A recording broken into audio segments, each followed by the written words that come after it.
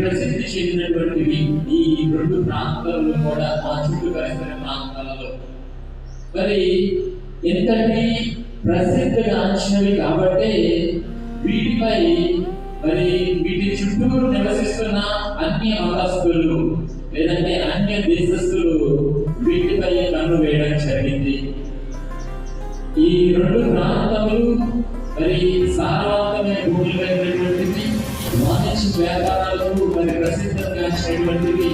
అందు గురించి ఈ ప్రాంతాలపై లేదంటే ఈ గలిలయ సీమపై మరి శత్రువులు కన్ను వేయడం జరిగింది.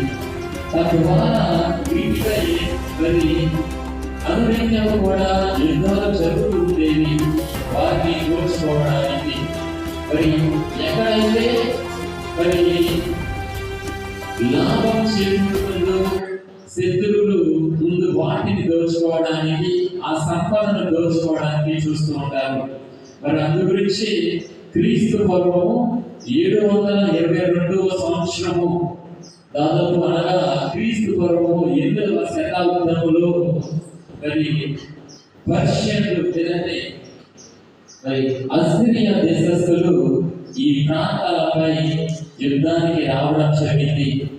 ఈ ప్రాంతాలలో నివసిస్తున్న మరి ఇజ్రాయేలు ప్రజలపై మరి అసిరియా దేశస్థులు యుద్ధం చేసి వీరిని బానిసత్వానికి తీసుకొని పోయారు.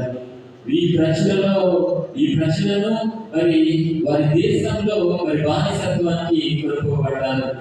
కొంతమంది అసిరియా దేశస్థులు ఈ ప్రాంతాలలోనే వారి యొక్క నివాసాన్ని ఏర్పరచుకోవడం జరిగింది.